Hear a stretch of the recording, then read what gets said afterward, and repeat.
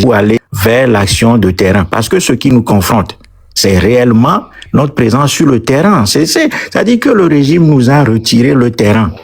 Vous n'avez pas de relais. Voilà, c'est-à-dire que sur le terrain, il n'y a rien. Même nos mouvements, aujourd'hui, quand nous avons essayé de positionner quelques jeunes, ils ont été arrêtés. Bon, Faure Gnassingbé a décidé de les libérer, de libérer une partie de ces gens-là récemment. Il a conservé les autres. Qu'avez-vous pensé justement de leur libération et de la prise de parole de certains qui ont carrément remercié le PCM et qu'ils leur en voulaient pas?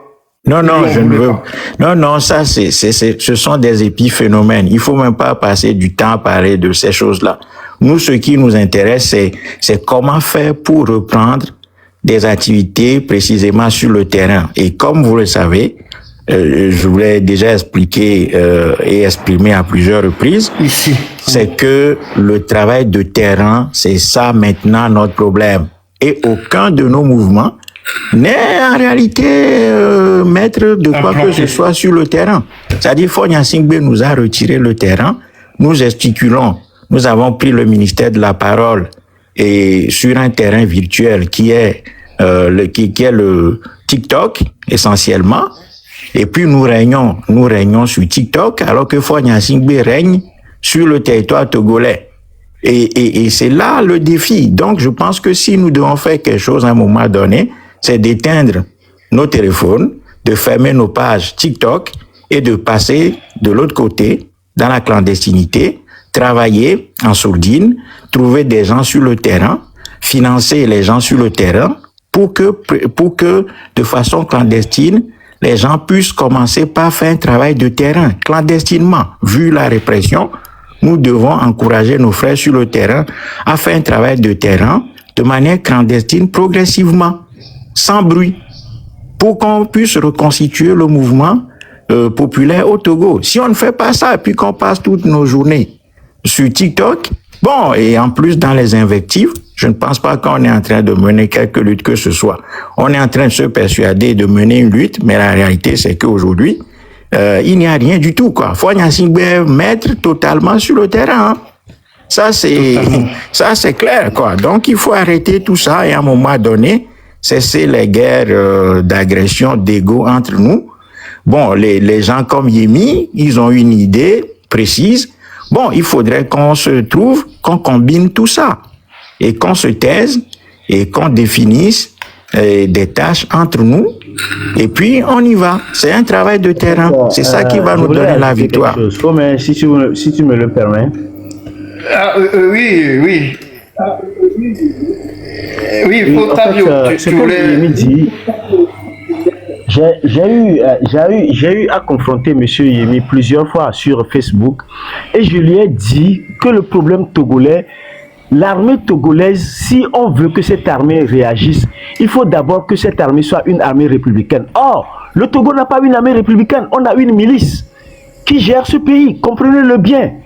Tant qu'on ne combat pas cette milice-là, ça serait difficile de renverser fort. Ça, il faut le savoir. On n'a pas une armée républicaine. Une armée républicaine est composée de presque toutes les ethnies à part égale. Et le cas du Togo, c'est une milice qui entoure Faure Gnassingbé, qui assure sa sécurité. Si vous appelez ces gens-là à renverser fort, c'est comme si vous tirez, une balle dans, je sais pas, vous jetez une pierre dans la mer. Ça ne pourra pas se produire ni aujourd'hui ni demain. Maintenant, c'est à nous de nous organiser. Comment renverser cette milice-là? C'est ce qu'il faut faire. Soyons sérieux. Ça, il faut renverser cette milice-là. Et c'est pourquoi je dis, il y a 1000 moyens de renverser Faure Gnassingbé. Si on se focalise seulement sur une action à renverser Faure Gnassingbé, lui, il est déjà à la porte en train de vous surveiller de ce côté. Mais quelles sont les alternatives? Il y a des Togolais très intelligents, plus intelligents, qui puissent s'organiser autrement. À ce renversement-là, il ne faut pas que Faure Gnassingbé nous montre sur le terrain qu'il est le plus intelligent de tous les Togolais. Ce n'est pas possible. Pour le moment, c'est le cas. Il y a 20 ans qu'on a une opposition sur le terrain et qui se dit que non, c'est nous qui sommes sur le terrain. Venez, vous ne pouvez pas nous contredire.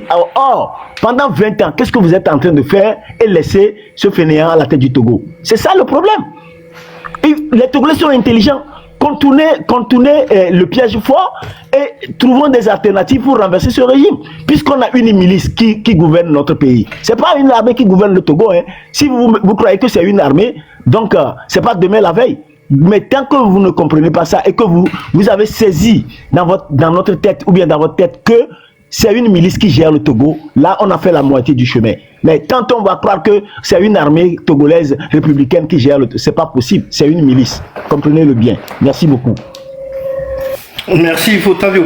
Monsieur Pogli, une question en commentaire. Pourquoi l'avènement de Tipeee en 2017, je crois, n'a-t-il pas abouti à cette révolution? Mais Kossivi Kossivi le tourbillon, il sait tout ça, puisque devant lui-même, c'est devant Kossivi lui-même que nous avons pris contact avec Tipeee Achadam pour essayer d'orienter le mouvement de Tipeee Achadam vers une révolution populaire, parce que nous avons constaté, depuis la SUS, nous avons dressé le constat selon lequel le mouvement de Tipeee Achadam n'était pas un mouvement révolutionnaire. Ce mouvement avait et partait d'une mobilisation populaire, donc des manifestations, et réclamait 3 choses. 1, le retour de la Constitution de 92, le vote de la diaspora, et un fichier électoral toiletté pour aller vers des élections transparentes, pour une transition. C'est ça que Tipeee Achadam réclamait. Et ça, c'était pas révolutionnaire. Et donc, parce que cette solution incluait le pouvoir en place. Or, la révolution, par définition, n'inclut pas le pouvoir en place. Donc, nous avons approché Tipeee Achadam pour essayer de réorienter ce mouvement-là en lui disant que la seule alliance que son mouvement pourrait faire, c'est une alliance avec des associations et des structures révolutionnaires dans le pays, et que, en deuxième lieu, il devrait orienter clairement et nettement son action vers le peuple uniquement et non pas vers les partis politiques. Or, Tipeee Achadam a refusé de nous suivre et ses amis ont refusé de nous suivre sur ce chemin-là. Quand on essayait de leur parler, ils sont plutôt allés chercher des partis politiques électoralistes, compromissionnistes, etc., pour aller à un dialogue. Résultat des courses, le mouvement du 17 août 2017 a été cassé. Tipeee Achadam et ses amis ont été sauvagement réprimés par le régime en place. Le siège du PNP est brûlé. Le régime est allé dans le village de Tipeee Achadam, a tabassé tout le monde, sa famille, les gens sont morts dans la brousse, mangés par les vautours, et c'est nous qui avons pris en charge une partie des blessés de Tipeee Achadam. C'est nous qui avons cotisé pour aller sortir des balles des corps de certaines personnes. Nous avons payé des médicaments à beaucoup de gens, Donc, c'est ça la réalité. Et Kossivi qui est là, il sait tout ça. Parce que c'est devant lui qu'on faisait tout. Et c'est dans son association, dans les locaux de son association, qu'on faisait les réunions. Donc, il sait tout ça. Il en a déjà parlé, effectivement. Oui. Donc, le mouvement de Tipeee Achadam ne pouvait pas réussir parce que ce mouvement n'était pas un mouvement révolutionnaire. Et en plus de ça, ce mouvement a été sauvagement réprimé par le régime en place. Voilà. Merci beaucoup, Monsieur Pogli. Fokossi, tu voulais ajouter quelque chose à la suite? Oui, bon, en fait, ce que je voulais dire, c'est que Pogli, en disant que est-ce que j'étais sérieux ou dit ça, la question c'est que je ne suis pas en train de faire un exposé sur le mouvement populaire au Togo. On était dans un débat entre nous et j'ai simplement introduit ce mouvement populaire aujourd'hui que voilà, le moyen aujourd'hui, TikTok qui était un moyen efficace, qui a permis à ce que voilà, beaucoup quand même s'éveillent, les gens comprennent mieux les choses, qui a été saisi par effectivement le train de la liberté, qui en a fait un outil de communication, je dirais aussi efficace, qui a permis aux gens de comprendre ce mouvement populaire. Et effectivement, il y a le côté historique que même quand je suis dans le train de la liberté, quand j'en parle, moi je cite mon travail, je cite Pogli, je le cite, mais aujourd'hui, ce n'est pas parce que j'aime pas citer que je suis pas sérieux. Mais effectivement, tout ce que je dis, j'atteste effectivement. On le comprend. Moi, je l'ai dit. Moi, je suis l'élève de Montra. Raison pour laquelle, quand ces thématiques sont arrivées sur les réseaux, moi, j'ai vite saisi et accompagné pour que, voilà, cette idée qui est une idée royale pour pouvoir mettre fin à ce régime puisse aboutir. Ouais. Donc, effectivement, nous, bon, d'autres personnes, nous, on pense que c'est le mouvement populaire, mais voilà, disons, c'est une lutte nouvelle pour le peuple togolais. Le peuple togolais n'a jamais fait quelque chose de lui-même. Sinon, le 6, le 26, le 27, le 28, c'est la première fois qu'on voit quand même, sans les partis politiques, ce peuple fait quelque chose, même si ce n'est pas coordonner tout ça là, je dirais que c'est une des actions qui est venue des citoyens et qu'on peut finalement, comment dit-on, historiquement aussi garder dans les annales. Vous voyez. Donc c'est un peu la question. Sinon, je le sais bien, tu le sais bien que je sais. Et effectivement, comme il le dit, on en a beaucoup pensé, on en a discuté de tout ça là. Voilà. Est-ce que j'aimerais ajouter à ça? Sinon, ce n'est pas que je fais une omission totale de ce que mon frère fait. Tout le monde le sait. Les esprits éveillés le savent. Même Marc Menda, il fait référence à ça. Il le dit. Voilà.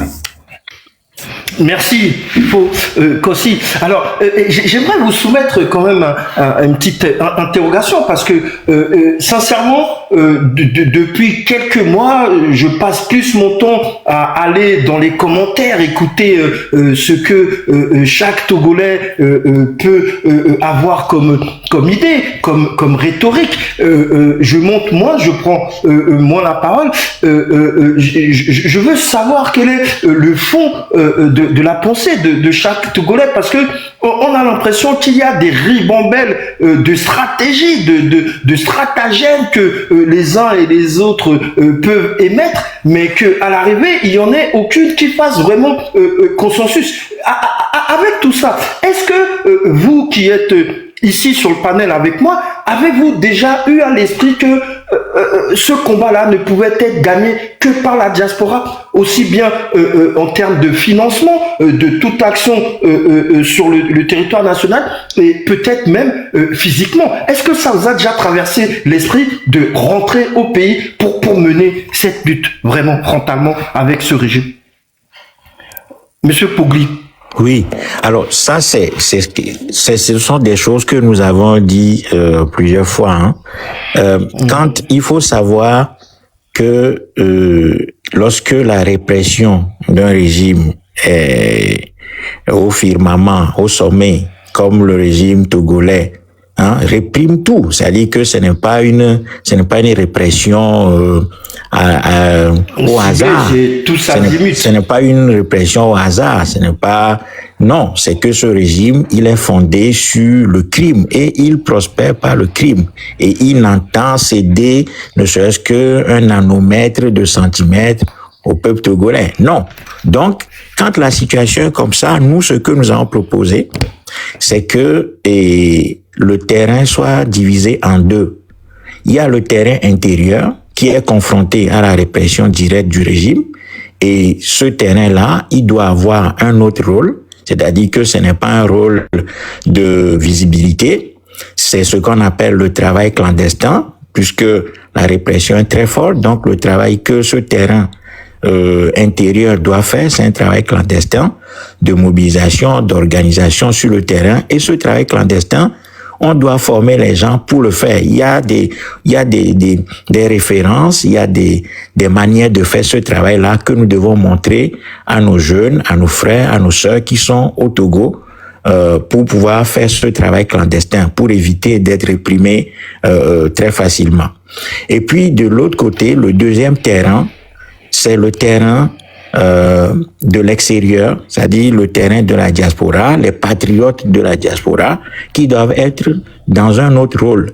Et le rôle de cette diaspora, c'est ce que nous avons essayé de faire au travers ce que nous avons appelé la caravane de la révolution populaire au Togo, avec sous-thème le rôle de la diaspora dans cette révolution populaire au Togo.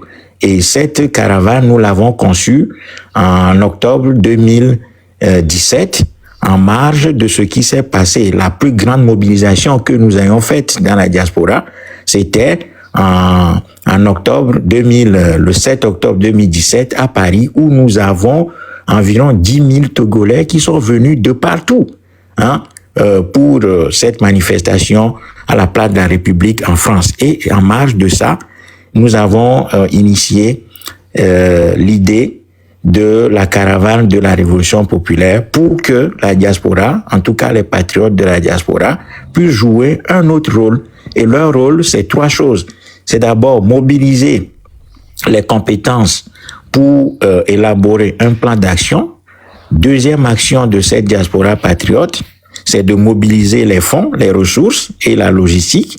Et puis, troisième rôle de cette diaspora, c'est d'être capable d'orienter tout ce qui est mobilisé, c'est-à-dire les intelligences, un plan d'action, les moyens et la logistique en direction du pays de façon rationnelle pour soutenir le terrain intérieur qui était en train de faire ou qui serait en train de faire un travail clandestin.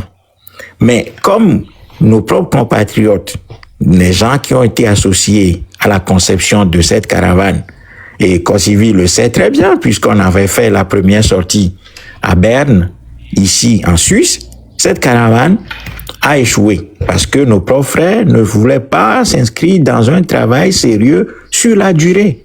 Chaque fois, la diaspora se mobilise de façon sporadique, spontanée, sur quelque chose qui survient, et puis une fois que le souffle retombe, la diaspora se disperse. Or, nous, ce que nous voulons, c'est de pouvoir ancrer une véritable organisation au sein de cette diaspora sur la durée, sur la base d'un plan de travail. Donc, la diaspora, en aucun cas, ne peut mener la lutte depuis sa position et gagner s'il n'y a pas une synergie d'action entre les patriotes qui sont à l'étranger et ceux qui sont à l'intérieur, qui font dans un premier temps un travail clandestin pour asseoir les îlots de la révolution populaire.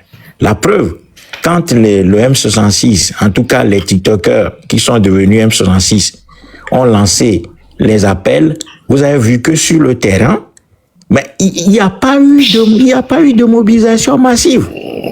Malgré tout, on peut dire tout ce qu'on veut, mais ces gens-là ont réussi à mobiliser des gens sur la toile.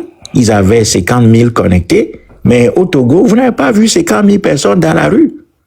Parce que le travail de terrain, encore une fois, nous manque. C'est ça la vérité. Mais si vous dites ça, on va vous dire, bon, vous dénigrez le travail qui a été fait par le M66. Non, il s'agit de faire le constat et de dire qu'il y a quelque chose qui manque dans tout ce que nous avons fait jusqu'à présent, y compris nous-mêmes, le Moltra, y compris nos prédécesseurs. Si nous n'avons pas gagné jusqu'à présent, ça veut dire qu'il y a des choses que nous ne faisons pas très bien. Donc, il faut avoir cet esprit critique vis-à-vis de nous-mêmes. Ce n'est que comme ça que nous allons arriver à gagner quelque chose. Sinon, si on continue comme ça, il n'y aura absolument aucune victoire. Fonya Singbe est tranquille. Les gens pensent que Fonya Singbe n'est pas tranquille. Fonya Singbe est tranquille. Il est le roi absolu sur le terrain aujourd'hui. C'est ça la vérité. Donc, il faut qu'on ait cette lucidité-là. C'est cette lucidité qui va nous aider à nous voir tels que nous sommes et à s'engager dans le travail qu'il nous faut, aussi bien à l'intérieur du pays, en nous engageant dans un travail clandestin dans un premier temps pour échapper à la répression brutale de ce régime. Et puis au niveau de la diaspora, on va orienter nos ressources vers quelque chose de sérieux, de manière structurée, organisée, pour soutenir le terrain intérieur. Mais tant qu'on va refuser ça, bon, c'est perdu d'avance. C'est tout. Parce que les patriotes chinois qui ont libéré leur pays, ils n'ont pas fait ce que nous sommes en train de faire. Les Français, sous De Gaulle, pour libérer la France, ils ont pas fait ce que nous, Togolais, nous sommes en train de faire. De Gaulle a mené la lutte de libération de la France à partir de Brazzaville et de Londres. Les Juifs, pour aller conquérir la terre palestinienne et voler la terre aux Palestiniens disant que c'est la Bible, c'est Dieu qui leur a donné cette terre, ils se sont organisés depuis l'étranger. Et nous pensons que si nous ne nous organisons pas depuis l'étranger, alors que la violence est très intense dans le pays contre le peuple, aucun jeune Togolais ne peut bouger, mais en ce moment-là, le rôle des Togolais qui sont à l'étranger est essentiel, c'est un rôle essentiel. Mais si on refuse de faire ce travail de manière structurée, bon, il y a rien. Voilà. Merci beaucoup. Pardon, mais sans je vais dire peut-être un dernier mot. Il y a quelqu'un qui dit... Non, Yemi, nous proposons la lutte, la révolution populaire, et dans son déploiement, il y a un versant armé là-dedans. Je ne vais pas tout dire ici, mais c'est-à-dire que la révolution populaire, de par son déploiement, il y a des actions qui vont prendre dans la tactique, il y a des choses militaires qui vont se dérouler. Voilà, ce n'est pas le lieu de tout dire. Mais simplement, dans le déploiement du peuple, le peuple va faire recours à toutes sortes d'armes pour pouvoir vaincre. Ça, c'est clair. Mais il aura un rôle à jouer aussi. Ben oui. Et puis, quelqu'un dit, ouais, Pogli, oui, lui ne fait que parler. Je pardonne à ce monsieur. Non, il faut pas. Je lui pardonne. Il dit que à Glouza qui dit rien que des mots sans action de monsieur Pogli. Je lui pardonne. Et monsieur Pogli, je lui pardonne. Tout seul. Voilà, c'est parce que vous ne savez pas ce que nous sommes en train de faire et nous ne crions pas tous les jours ce que nous avons fait jusqu'à présent, que vous estimez que nous ne faisons rien. Donc je vous pardonne et je ne vais pas vous répondre. Non, ce ne sera pas nécessaire. Faut Remba, même approche, même question. Est-ce que déjà ça t'a traversé l'esprit que cette diaspora devait vraiment prendre des choses en main? Et sincèrement, moi j'ai senti comme un cri, comment on appelle ça, un cri du cœur, un appel lancé ce soir par Monsieur Nicodème Abia, qui disait que même les partis politiques ont besoin appétence de cette diaspora. C'est que on a l'impression que la solution ne peut venir que de la diaspora. Il m'a semblé déjà l'avoir exhibé plusieurs fois ici que effectivement il semblerait que ce soit la diaspora qui devra rentrer pour faire ce travail, parce que Faure Gnassingbé, il n'a pas peur du peuple, parce que il sait la situation, il sait qu'il contrôle et domine ce peuple. Il n'a pas peur du peuple, il a peur plus de la diaspora que du peuple. Est-ce que cette diaspora qu'on représente, nous ne devons pas prendre aussi nos responsabilités à un moment ou à un autre? Est-ce que ça t'a traversé l'esprit, Folade Wemba? Moi, je dirais que la réponse est positive. Oui, je crois que la responsabilité aujourd'hui incombe à la diaspora.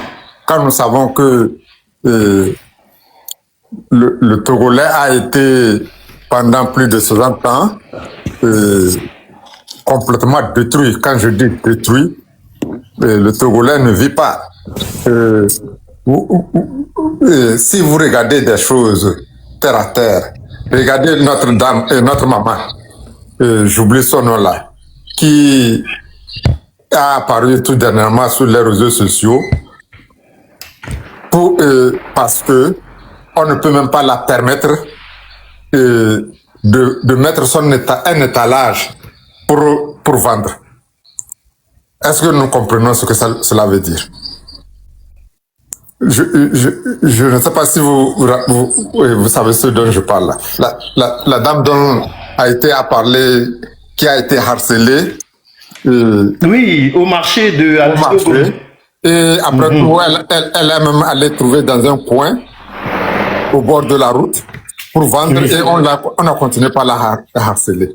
Donc vous voyez que le Togolais aujourd'hui est complètement traumatisé. Et il n'y a pas, quand on parle de ceux qui font la révolution, c'est quoi? C'est la classe moyenne.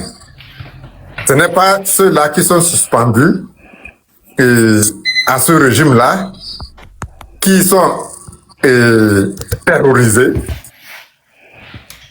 et jusqu'à leur âme, qui craint que moindre chose, on va lui couper la pitance, qui le fera. Je crois que la diaspora doit prendre conscience de tous ces paramètres-là, doit regarder tout ça là. Et la plus grande partie du travail, ça incombe à la diaspora. Pour moi, la diaspora doit vraiment prendre conscience et vraiment s'engager. Un peu plus. Merci beaucoup, Foladé Wemba. Foyemi. Oui, je suis là. Même question. La diaspora doit-elle prendre les devants et aller vers ses responsabilités pour libérer le Togo? Ce que je sais, c'est que la lutte se fait sur le terrain. Le rôle de la diaspora, c'est de tenir des propos qui peuvent provoquer l'action, c'est tout. C'est ce que la diaspora peut faire maintenant. La diaspora, pour moi, la diaspora doit tenir les propos qui peuvent provoquer l'action du peuple, qui elle-même va provoquer l'action de l'armée. Bon, je suis toujours convaincu que si on n'obtient pas de l'armée quelque chose, le régime ne tombera pas. Le régime ne peut pas tomber sans que l'armée n'intervienne. Est-ce que vous voyez, moi, c'est ce à quoi je crois. Vu que je suis un matérialiste, je constate que le régime se maintient par la violence. Et aussi longtemps qu'on va laisser l'armée à Fort Gnassingbé, il va l'utiliser comme moyen de la conservation du pouvoir. Voilà.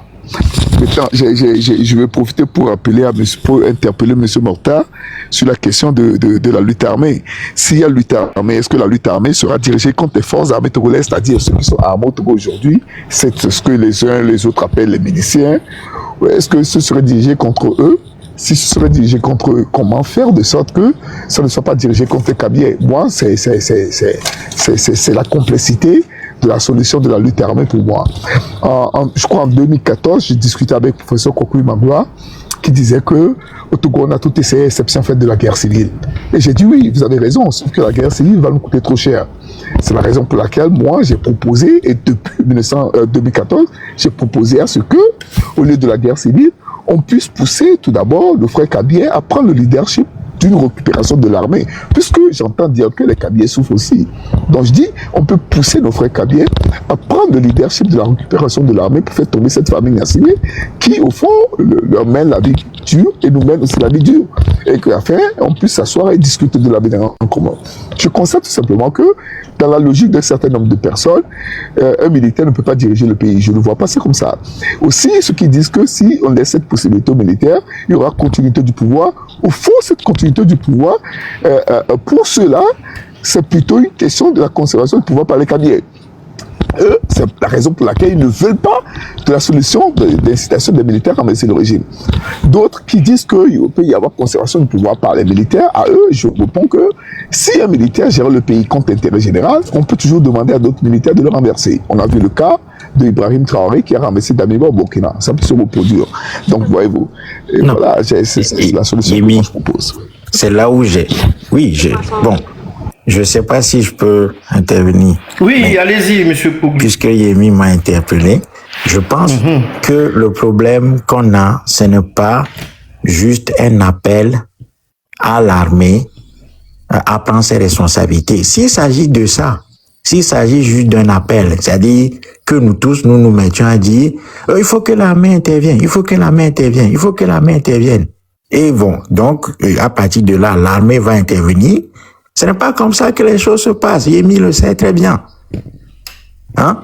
Donc, le travail que nous avons à faire, c'est d'appeler notre peuple à assumer ses responsabilités. Appeler le peuple à assumer ses responsabilités ne suffit pas. Il faut que des patriotes qui sont à l'étranger concoctent un plan d'action, financent ce plan d'action en tenant compte de la réalité de ce régime sur le terrain, qui est un régime totalitaire qui réprime à tout va. Voilà, c'est-à-dire les deux mamelles de ce régime sont la corruption et la répression et leurs dérivés. Et sur ces deux éléments-là et leurs dérivés, nous devons définir un plan d'action. Voilà, ça veut dire que nous ne pouvons pas nous limiter simplement à lancer des appels en direction de notre peuple. Mais nous devons donner les outils, les armes qu'il faut, l'organisation qu'il faut, le calendrier qu'il faut à notre peuple pour que le moment venu, il puisse arriver à faire une action concrète, donc équilibrer les rapports de force et inverser ces rapports de force-là en faveur de notre peuple, de sorte que la partie de l'armée qui serait animée d'un esprit patriotique caché jusqu'à présent, que cette partie de l'armée rejoigne le peuple. C'est à partir de là que l'armée va rejoindre le peuple parce que cette armée va voir que le peuple est en train de faire la décision et que c'est dans son intérêt de rejoindre maintenant le peuple. Quand vous donnez l'exemple du Burkina Faso et du Mali, mais nous, on a été toujours présents dans ces pays-là, nous aussi, au travers de nos compatriotes avec qui nous avons travaillé sur des sujets de la révolution populaire. L'armée, dans ces pays-là, ne s'est pas levée comme ça pour intervenir. Au Mali, c'est que le peuple était en train de renverser le régime de, comment il s'appelle, du président Ibeka. Hein, c'est lorsque l'armée a vu que si elle ne tournait pas kazakh ou bien si elle ne faisait pas ce qu'elle devrait faire, elle va tout perdre parce que le peuple va tout renverser, y compris l'armée. C'est là que les jeunes officiers là ont pris leurs responsabilités en finissant le travail qui a été entamé par le peuple lui-même. Au Burkina Faso, mais c'était la même chose. Avant l'avènement de Damiba et de celui-là et de Ibrahim Traoré, il y avait Zida et ses amis, hein? Ils ont parachevé le travail populaire qui était en train d'être fait. Donc notre première responsabilité, c'est de travailler sur le schéma de la révolution populaire en dopant l'énergie populaire qui est endormie, réprimée par ce régime en place. Cette énergie, cette volonté, elle est là, elle est toujours là au sein du peuple togolais. Cette volonté de se débarrasser de ce régime est toujours présente. Mais simplement, cette volonté est réprimée, étouffée par ce régime en place. Et deuxièmement, cette énergie a été détournée, galvaudée, fatiguée par la voie électoraliste d'une opposition qui a amené le peuple togolais à plusieurs reprises dans l'impasse électoraliste. Ces deux choses-là, c'est-à-dire la répression du régime et l'électoralisme forcené, psychopathe même d'une partie de la classe politique togolaise, ces deux éléments combinés ont plongé notre peuple aujourd'hui dans un sommeil.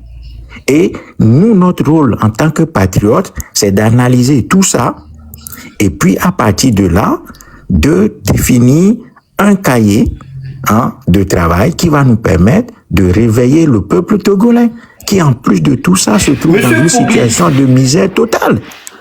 Voyez? Monsieur Pogli, la nomenclature là que vous êtes en train de dresser ne montre pas à suffisance que justement c'est toute la composante de la société qui doit justement trouver une synergie. Il faut qu'il y ait un maillage aussi bien du côté des militaires que des partis politiques et la population. Non, mais ça, il faut analyser la configuration de l'armée togolaise. Nous avons analysé, il faut analyser comment l'armée togolaise est constituée. En réalité, l'armée togolaise est constituée d'un grand nombre, c'est-à-dire il y a un grand nombre de gens qui sont habillés en treillis militaires, mais qui en réalité sont des civils habillés en tenue militaire qui n'ont rien du tout. Dans cette armée-là, au sein de ce grand corps qu'on appelle l'armée, il y a un noyau. Et c'est ce noyau-là qui fait la décision. C'est-à-dire que ce noyau tient à la fois les civils que nous sommes, en respect, et les militaires qui sont en réalité des civils habillés en tenue militaire, mais qui n'ont rien dans les armes qu'ils portent. Il n'y a rien dedans. Donc ces gens-là, ce sont des coupeurs de route. Parfois, si tu vois même leur treillis, c'est déchiré, c'est rafistolé. Bon, ça est que c'est rien du tout. Donc l'armée, au sein de l'armée togolaise, il y a un noyau. C'est ce noyau-là qui est vraiment le cœur du pouvoir. Donc, quand on analyse l'armée togolaise de cette façon-là, Le travail réel que nous, patriotes togolais, aujourd'hui dans la diaspora, nous avons à faire, c'est de renforcer les capacités insurrectionnelles et révolutionnaires de nos peuples. Et lorsque notre peuple va retrouver sa capacité d'action, va aller jusqu'au bout, transcender la violence, c'est-à-dire vaincre cette violence-là, ce que nous appelons la confrontation décisive, où nous allons travailler sur les éléments de la violence, montrer comment un peuple gère la violence, la contient et la détruit. 3 choses. Donc, gérer cette violence, contenir cette violence et la détruire. Effectivement, à ce moment-là, l'armée, en tant que corps, va avoir en son sein une fracture, de sorte que les patriotes qui sont au sein de cette armée vont rejoindre le peuple. C'est toujours comme ça que ça se passe. À moins d'avoir un coup d'État, c'est-à-dire un coup d'État qui serait une action isolée de l'armée loin du peuple. Bon, là oui, mais le coup d'État ne peut pas intervenir au Togo parce que je vous ai dit tout à l'heure que la configuration de l'armée fait que le noyau qui est fidèle au régime, qui tient le régime en place, hein, et qui soutient Faure Gnassingbé, qui porte ce régime sur lequel ce régime repose, ce noyau-là n'est pas patriote. C'est une milice, il fonctionne comme une milice.